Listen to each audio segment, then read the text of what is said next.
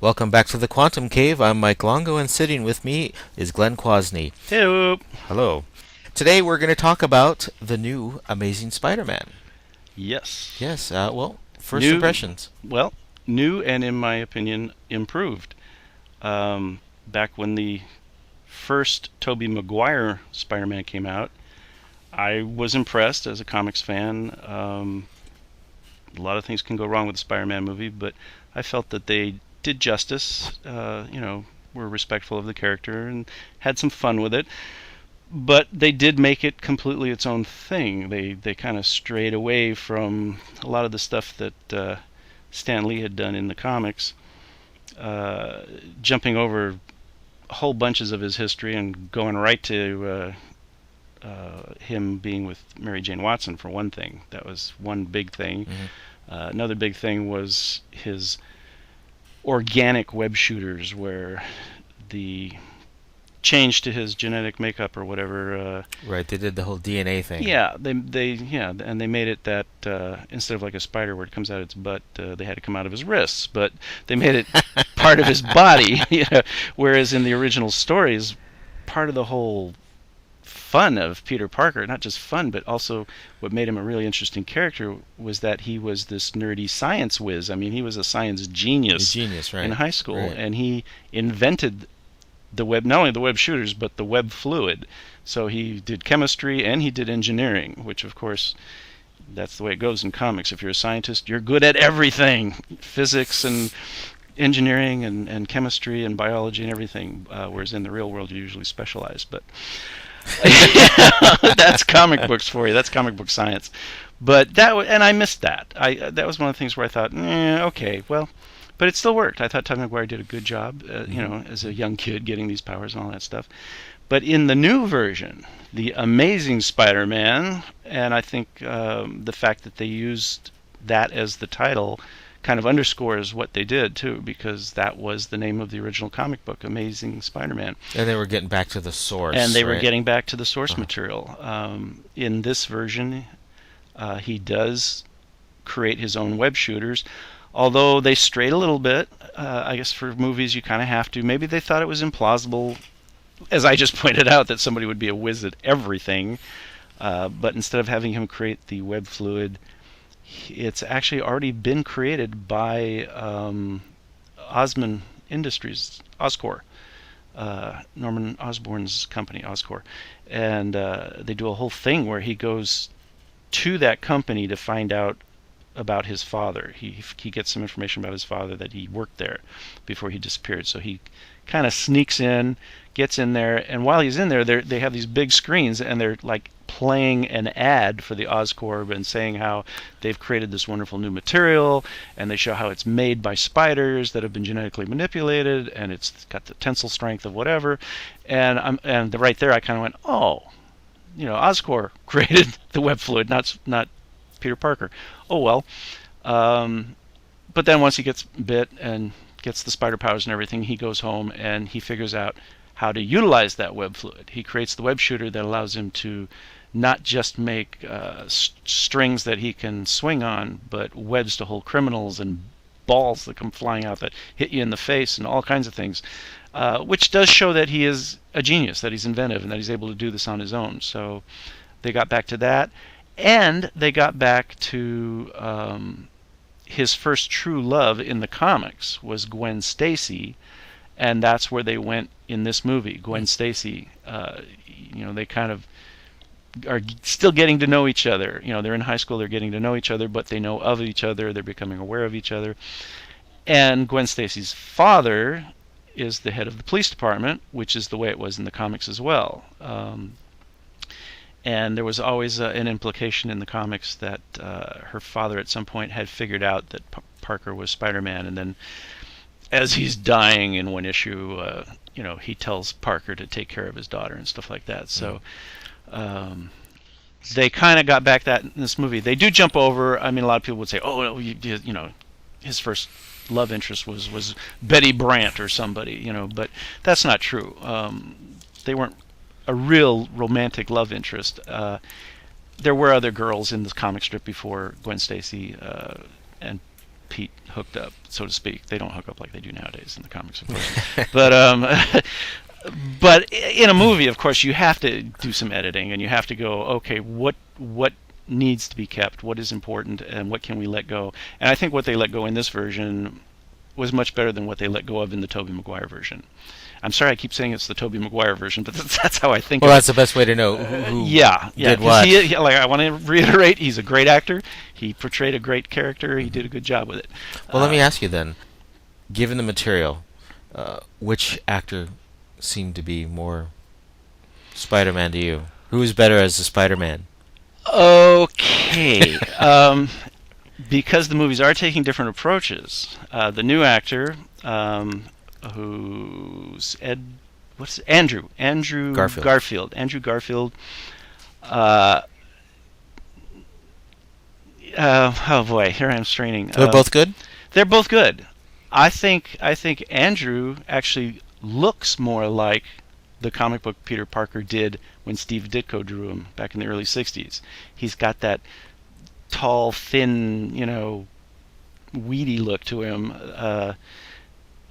which I think helps emphasize the kind of nerdish thing going on, and that he doesn't have this typical physical build, and yet he could still have this wiry tensile strength, which is how I've always thought of Spider-Man, as being that more wiry kind of guy, not a big, beefy guy. And thin, which I always liked him thin. That seemed to work for the character, made him different from all the other superheroes out there. And that's what Andrew's like. Tobey, like I say, he was good, but he was kind of like an average build kind of a guy to me. A little short for the character, but worked. Still worked. Where was I going with that? I was just asking you about the two actors. See, they've also done the new Amazing Spider-Man is a darker version, which I don't usually like it when things go dark in comics. I prefer the brighter Silver Age version of things, I guess you would say, which is what Raimi did in the Tobey Maguire Spider-Mans. So that I thought was better in those films, that they actually made it a comic book movie. But of course, nowadays, a true comic book Silver Age kind of bright colors, stuff movie isn't going to work for a long-term series. I don't think. I mean, nowadays, what audiences are looking for is something with a little more, I don't know if you want to call it depth, but a little more reality. Put it that way. And in the original Marvel Universe, that is part of what Stan Lee brought to comic stories. In DC Comics, Superman could lift a building and put it back down right where it was, and there were no issues, In the Fantastic Four, say, if the Thing didn't pick up buildings, but if anybody picked up a building, you would see ripped pipes hanging down below and water, flowing and stuff. Right. They brought a little more reality. Yeah. I mean, it was still comic books, but he did push the characters in more of a realistic direction, and that he was taking things into consideration. Yeah, things exactly. that would really be there. He kind of thought things through a little better. He and the artist, because I don't really know who came up with what, but the whole thing back then, Marvel was more realistic in a sense, as realistic as you could be when you're dealing with mythological gods and that material. In the new Amazing Spider-Man movie, they go darker, and it's the tones of the movie are darker, but also beyond that, the material they're getting into how his parents disappeared when he was young, and that affected him growing up, and his search for his father, the fact that he wants to know where he comes from, who he is. That's stuff that they didn't really get into in the other movies. So it's a more real life kind of storyline, and they jump over a lot of things. I mean, you can nitpick all you want. Jumping to Kurt Connors, spoiler warning if you haven't seen the movie, he winds up becoming the major antagonist, the villain, the Lizard. Uh, and his is a tragic story. He lost an arm, and he's been trying to find a way to stimulate the regrowth of limbs. And in doing that, he's gotten into DNA splicing and research and so forth. And this is a retroactive rewrite on the Spider-Man story, because in the comics, his father was not a scientist and was not working on DNA and that kind of stuff. But in this version, they make it that Peter Parker's father worked with Kurt Connors on these things, and he actually had the mathematical formula that would make it possible to successfully combine different species DNA and have it be successful and not not something that would go tragically wrong. But of course, Kurt goes on working on this without the original Parker, and he gets into a situation where he feels he's pressed into having to experiment with the stuff and push it along, and of course he uses it on himself, and that's what happens, where he's got lizard DNA and gets it into himself and becomes this creature that he feels is actually superior to the rest of mankind, and he wants to share this with mankind, so he wants to turn everybody into a lizard-like creature, which is in keeping with the storylines that were written in the comics, because the lizard's whole thing is he thinks the world would be better off if all humanity were to become more like him. Mm-hmm. And so that works. And they may have cut out, there were characters who came before the lizard, villains that came before the lizard, but come on, you've got so many minutes in a movie, and you have to get in so much information, and you can't fault them for that, because it was good and it hung together well. The acting was great. I really like the fact that they went with the Gwen Stacy instead of jumping to Mary Jane. Mm-hmm. And I feel like this opens it up. If this does become a franchise where they do 2, 3, 4 movies, they can always introduce Mary Jane down the line, and you could have this triangle thing going on, and it could be very interesting. And all of that, I just thought that they were more respectful of the original material, and they made it a movie that's more approachable by the current audiences. I think more people will go to this and go, this is something that I'm interested in. Yeah, they'll have a good sense of what Spider-Man is. Right. Or what he really is, or closer to what he really is. Yeah, Peter Parker and all that. So that was a good cast. Excellent cast. Uh-huh. Chemistry between Gwen Stacy and Peter Parker is excellent. Mm-hmm. Flash Thompson, a major character in the original comics, was there, and they did him right. They did him correctly. He's a bully, pushing around, Parker, and then later on he gets a little respect for Parker. But what really happens, and it's what happened in the comics, is he becomes a huge Spider-Man fan. So here's Flash Thompson. He's a huge Spider-Man fan, and yet he picks on Peter Parker in high school. Right. So that's a nice little irony that was in the comics and now it's in the movie.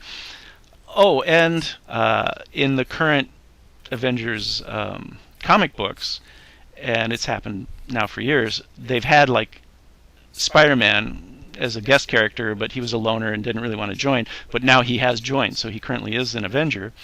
Same thing with Wolverine. They've had various mutants in the X-Men over the years. So in the next Avengers movie, if they wanted to, they could very easily introduce Wolverine and Spider-Man if they want to go that way. And people could say, oh yeah, well that's the way the Avengers are now. So they've made them into the modern Avengers.